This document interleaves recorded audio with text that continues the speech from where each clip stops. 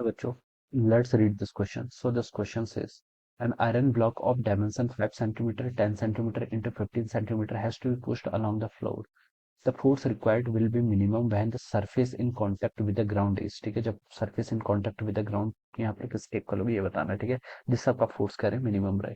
तो इस क्वेश्चन का बच्चों की कॉन्सेप्ट आप क्या लिख सकते हैं?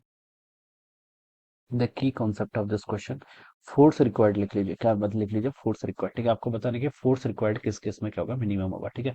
एक आयरन का ब्लॉक है जिसके डायमेंशन गिवन कर रखी है, has to be pushed along the floor, the force required will minimum and the surface in contact with the ground. Okay, okay, push करने के लिए बेसिकली, ठीक है। तो देखिए बच्चों, इस क्वेश्चन देखिए, स्टैटिक फ्रिक्शन, फ्रिक्शन लिख सकते हैं इस क्वेश्चन का की कॉन्सेप्ट, क्या लिख सकते हैं? फ्रिक्शन भी लिख सकते हैं, ठीक है। तो फोर्स रिक्वायर्ड है, फिर फ्रिक्शन कुछ भी लिख सकते हैं। जैसे देखिए आपका कोई आयरन का ब्लॉक है, ठीक है, आयरन का ब्लॉक है। देखिए कोई भी अगर आपका हैवी ब्लॉक जैसे किसी ऐसे ग्राउंड पर रखा हुआ है, ठीक है, इसको देखिए अगर आपको मूव कराना है, ठीक है, तो इसको मूव कराने के लिए आपको एक मिनिमम अमाउंट ऑफ फोर्स देना पड़ता है। क्या देना पड़ता है? एक मिनिमम अमाउंट ऑफ फोर्स देना पड़ता है, ठीक है। जैसे ये कोई ऑब्जेक्ट है, इस पर मान लीजिए आपने सबसे पहले 1 न्यूटन का फोर्स लगाया, 1 न्यूटन के फोर्स से ऑब्जेक्ट क्या कर रहा है? आपका मूव नहीं कर रहा है, ठीक है। फिर आपने फोर्स का मैग्नीट्यूड इंक्रीज करके 1 से 2 न्यूटन किया, 2 न्यूटन अप्लाई किया, तभी भी ब्लॉक क्या कर रहा है? आपका मूव नहीं कर रहा है, ठीक है। फिर आपने 3 न्यूटन किया, फिर मूव नहीं कर रहा है, 4 5 तक नहीं कर रहा है, ठीक है। तो जैसे ही आपने आपका 6 न्यूटन अप्लाई किया, तो ये ब्लॉक की क्या आ जाएगी? टेंडेंसी स्टार्ट हो जाएगी, क्या? मूव करने की, ठीक है। तो हम बता सकते हैं, देखिए ये किसके कॉन्टेक्ट में? ग्राउंड। तो ग्राउंड देखिए इस पर एक फोर्स लगाया है, किस डायरेक्शन में? इस डायरेक्शन में। अगर आप जैसे 2 न्यूटन का force left direction, right direction में, ठीक है, इस डायरेक्शन में अप्लाई कर रहे थे, ठीक है, तो ये ग्राउंड भी क्या कर रहा था? इस पर फोर्स लगा रहा था, किसमें? बैकवर्ड डायरेक्शन में।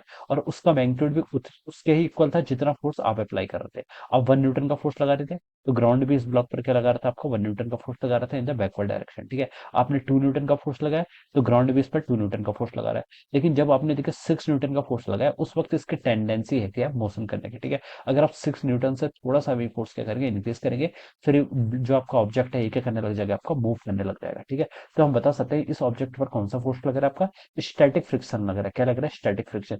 स्टैटिक इसलिए लग रहा है क्योंकि आपका रेस्ट पर है। अगर एक बार मूव करने लग जाएगा फिर स्टैटिक नहीं लगेगा, फिर कौन सा लगेगा? काइनेटिक फ्रिक्शन लगेगा, ठीक है। और फ्रिक्शन इसलिए लग रहा है क्योंकि इस पर ग्राउंड लगा रहे हैं, एक ग्राउंड के साथ क्या आपके कॉन्टेक्ट पे है, ठीक है। इस पर देखिए कौन कौन से फोर्स लग रहे हैं। एक तो आपका mg का फोर्स लग रहा है वर्टिकल डाउनवर्ड डायरेक्शन में, और ग्राउंड इस पर फोर्स लगेगा, फिर एक अपवर्ड डायरेक्शन में कौन सा? नॉर्मल का फोर्स लगेगा, ठीक है। अब देखिए बच्चों, जो स्टैटिक फ्रिक्शन होता है, स्टैटिक फ्रिक्शन का कोई फॉर्मूला नहीं होता है, ठीक है। ये आपकी इनइक्वलिटीज होती है, ये आपका लेसर देन इक्वल टू किसके इक्वल होता है? आपका न्यू एस एन के इक्वल होता है, ठीक है। This is a formula for our static friction, ठीक है। ये आपके क्या होता है? हम बता सकते हैं इक्वलिटी नहीं होती है, इनइक्वलिटी होती है, ठीक है।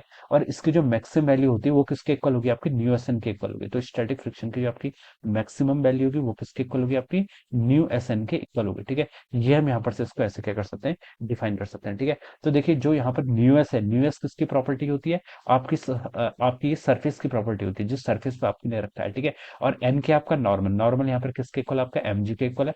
तो मैं इसको लिख सकता हूँ न्यू एस एम इंटू जी के इक्वल, ठीक है। तो न्यू एस कॉन्स्टेंट है, मास टोटल कॉन्स्टेंट होगा, जी भी कॉन्स्टेंट है। तो जो यहाँ पर मैक्सिमम फोर्स होगा वो क्या रहेगा? आपका कांस्टेंट रहेगा, ठीक है। ये क्या रहेगा? कांस्टेंट रहेगा। इट डज नॉट, ये किस पर डिपेंड कर रहा है? It only depend upon the mass, mass पर डिपेंड कर रहा है। ये डायमेंशन पर कहीं से भी डिपेंड नहीं कर रहा है कि आप इसको ऐसे रखें ऐसे रखें, इस चीज पर डिपेंड नहीं कर रहा है। ये सिर्फ आपका mu S into M G के प्रोडक्ट पर क्या कर रहा है? डिपेंड कर रहा है, ठीक है। तो हम बता सकते हैं जो आपका फोर्स है, it is independent upon the area of cross section, ठीक है। किस एरिया ऑफ क्रॉस सेक्शन आपके ग्राउंड के साथ कॉन्टेक्ट है ना, उससे क्या आपका इंडिपेंडेंट है, ठीक है। तो जो आपका फोर्स होगा, ठीक है, the force minimum force which is required to push the object will be, क्या बोल सकते हैं आपका? Independent upon the area cross section, ठीक है, which is in contact with the ground, उससे क्या आपका इंडिपेंडेंट है, ठीक है। तो ए ऑप्शन पे लिखा है आपका ये रॉन्ग हो जाएगा, बी वाला भी रॉन्ग, सी भी रॉन्ग। डी पे लिखा है कि force is same for all surfaces, तो ये वाला ऑप्शन क्या होगा बच्चों? इसका करेक्ट हो जाएगा, ठीक है। तो हम यहाँ से लिख सकते हैं जो इसका ऑप्शन डी होगा, this would be the correct answer of this question. और इसका रीजन क्या है, इसको हम यहाँ पर स्टैटिक फ्रिक्शन की हेल्प से क्या कर सकते हैं? एक्सप्लेन करके बता सकते हैं, ठीक है। So this would be the answer. So I hope you all understood this concept. All the best and thank you so much.